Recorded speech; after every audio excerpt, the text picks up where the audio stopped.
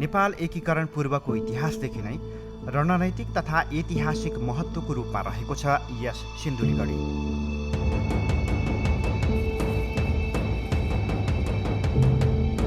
4600 फिटको उचाइमा अवस्थित रहेको यस सिन्धुलीगढी क्षेत्रमा ठुलो गढी तथा सानो गढी र आडा भनिने पौवा गढी सहितको उच्च रणनैतिक भूभागहरू पर्दछन्।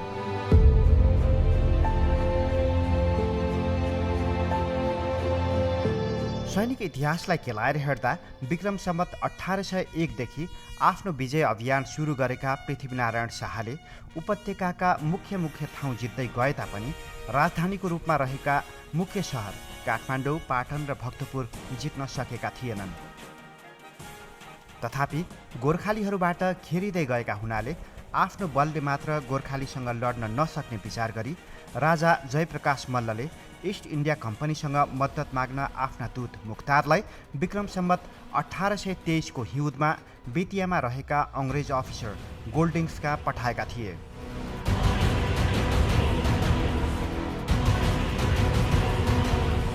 गोर्खालीहरूलाई रोक्न सके आफ्नो व्यापार बढ्ने तथा चीनसँग सुमधुर सम्बन्ध कायम गर्दै व्यापार मार्ग खोल्न सक्ने हेतुले अङ्ग्रेज फौजले क्याप्टेन किनलकको नेतृत्वमा 18 कम्पनी बन्दुक र तोपले सजिएका अङ्ग्रेज फौज गोर्खाली फौज विरुद्ध परिचालन गरेको थियो।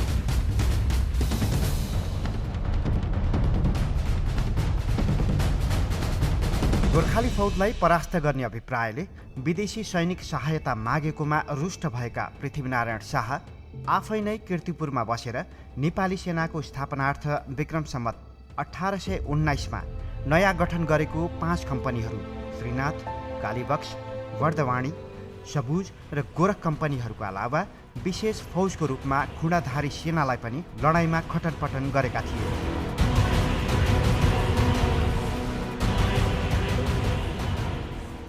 लेफ्टिनेन्ट हार्डीको नेतृत्वमा रहेको अङ्ग्रेज फौज पटनाबाट पौवागढी आसपास आइपुग्दा पौवागढीबाट काजी वंशु गुरुङको फौजले अगाडिबाट र किनलक सहितको फौजलाई ढुङ्ग्रे भन्ज्याङमा रहेको वंशराजको फौजले पछाडिबाट चेपुवामा पारेर दुईतर्फी हमला गरी परास्त गर्न सफल भएको थियो।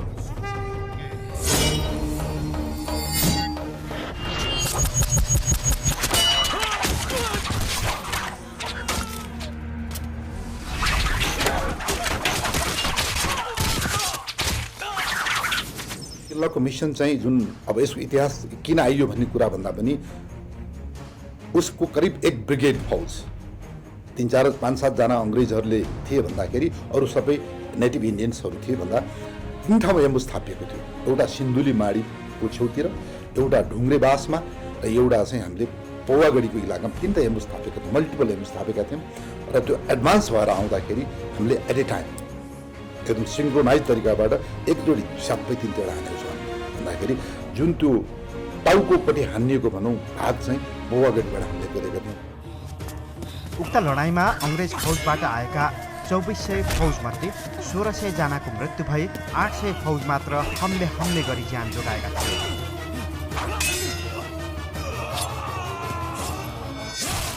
कुनै पनि युद्ध भनौँ न खालि लडेर मात्रै पनि जितिँदैन, त्यसको लागि त अनेकौँ भनौँ न यो स्ट्राटेजिक चालहरू पनि चल्नुपर्छ र पृथ्वीनारायण शाहको चाहिँ मुख्य यसमा चाल के थियो भने यो अङ्ग्रेज फौज जुन आउँछ त्यसले चाहिँ यो रसिद पानी चाहिँ नपाओस्। यसरी चाहिँ के भयो भने गोर्खाली सैनिकले दोस्रो पल्ट विदेशी फौजमाथि विजय प्राप्त गरेको भनेको यही पौवागढी सिन्धुलीगढीको युद्ध नै हो।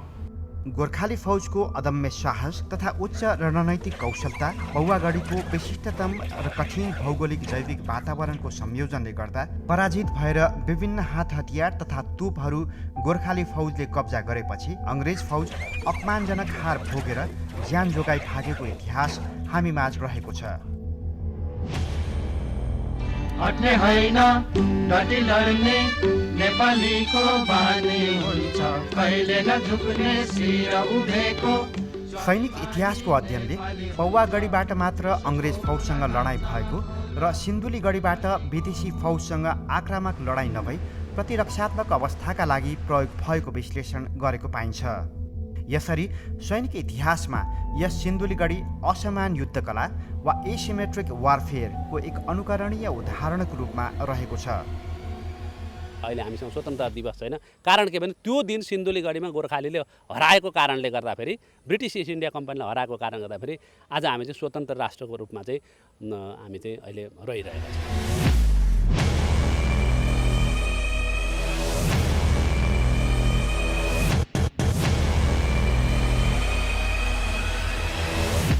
सोही सैनिक इतिहासलाई जगेर्ना गर्ने हेतुले नेपाल सरकार रक्षा मन्त्रालयको निर्देशन तथा कमलामाई नगरपालिकाको आवश्यक समन्वय तथा सहकार्यमा नेपाली सेनाद्वारा हाल सिन्धुलीगढी युद्ध सङ्ग्रहालयको निर्माण गरी ऐतिहासिक सुनौलो कोसेढुङ्गा खडा भएको छ।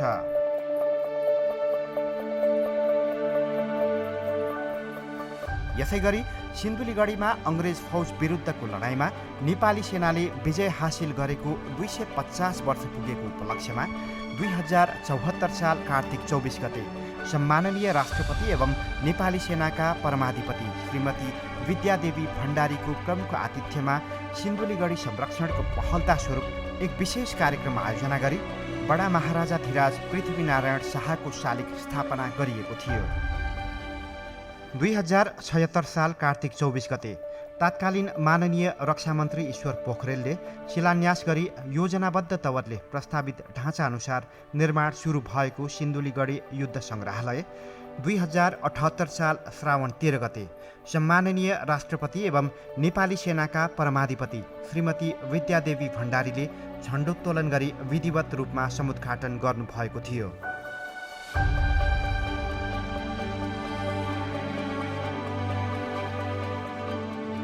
कार्यक्रममा सम्माननीय राष्ट्रपतिले नेपाललाई भौगोलिक रूपमा अखण्ड र सार्वभौम सत्ता सम्पन्न बनाइराख्न टेवा पुर्याएको सिन्धुलीगढीको महत्त्वपूर्ण भूमिकालाई उजागर गर्ने हेतुले निर्मित इतिहास झल्काउने नेपाल एकीकरण कक्ष,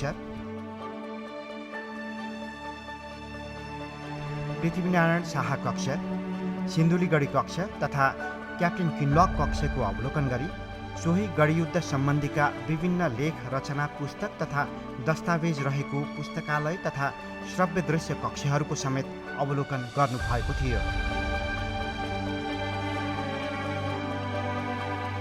सिन्धुली जिल्लाको कमलामाई नगरपालिका वडा नम्बर 2 र 3 मा फैलिएको यस गढी क्षेत्रमा कमलामाई नगरपालिकाको सहयोग र समन्वयमा नेपाली सेनाले युद्ध सङ्ग्रहालय, फुलबारी सहितको खुला डबली, राष्ट्र निर्माता बडा महाराजा धिराज पृथ्वीनारायण शाहको शालिग तथा सोही युद्धको मातृभूमि रक्षक वीर योद्धाहरूको शालिग सहितको ऐतिहासिक सङ्ग्रहालय परिसर निर्माण गरिएको छ।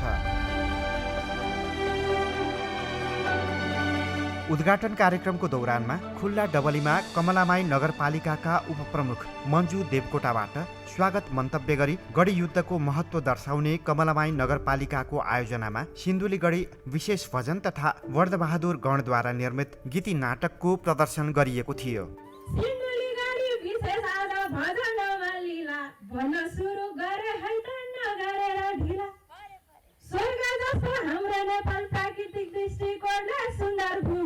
इस्ट इन्डिया कम्पनीले आड गरेर नेपाललाई जित्छु भनी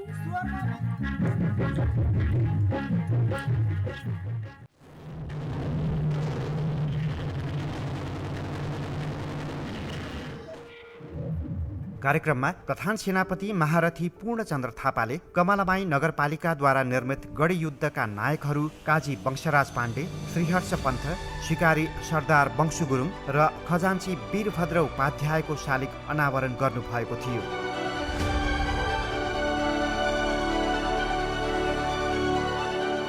उक्त सङ्ग्रहालयको रेप्लिका नगर प्रमुखलाई हस्तान्तरण गर्नुभएको थियो। कार्यक्रममा प्रधान सेनापति महारथी थापाले युद्ध सङ्ग्रहालयको पर्यटकीय महत्त्व र सिन्धुलीगढीको इतिहासलाई हुबहु नयाँ पुस्तालाई हस्तान्तरण गर्ने बारे प्रकाश पार्नु भएको थियो। नेपाली सेनाले नेपाल सरकार तथा स्थानीय जनसमुदायहरूसँगको साझेदारीमा ऐतिहासिक गढी किल्ला, युद्धस्थल, पदमार्ग, दरबार तथा विभिन्न दस्तावेजहरूको संरक्षण, सम्वर्धन र प्रवर्धन सम्बन्धी विभिन्न कार्यक्रमहरूको सुरुवात गरेको छ।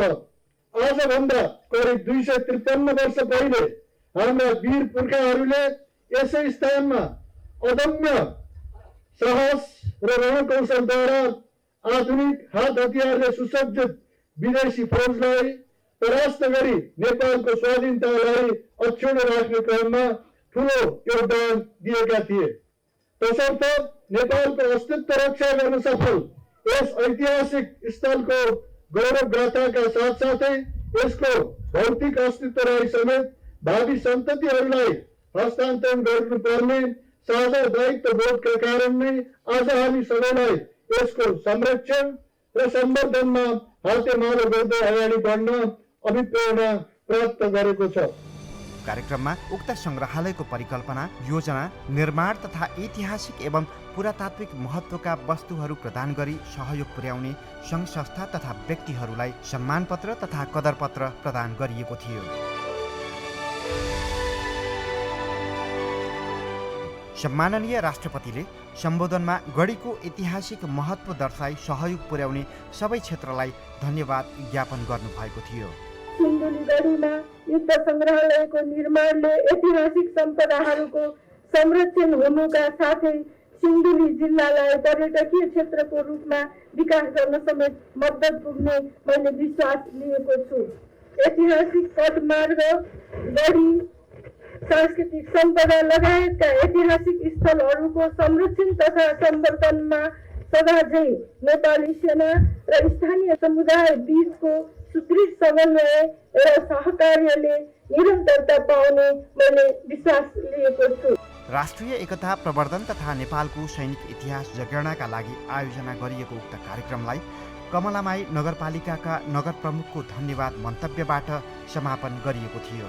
नेपाली सेना र हाम्रो संयुक्त पहलमा नेपालकै वैभवपूर्ण ऐतिहासिक विरासत बोकेको सिन्धुलीगढीमा युद्ध सङ्ग्रहालय निर्माण कार्यको थालनी भई भयावह महामारी प्राकृतिक प्रकोपहरूका बावजुद पनि तोकिएकै समयभित्र निर्माण सम्पन्न गरी सिन्धुलीगढीसँग सम्बन्धित 2 शताब्दीभन्दा अगाडि ऐतिहासिक र पुरातात्विक वस्तुहरू सङ्ग्रह गर्ने सक्नु गौरवपूर्ण कार्य हो।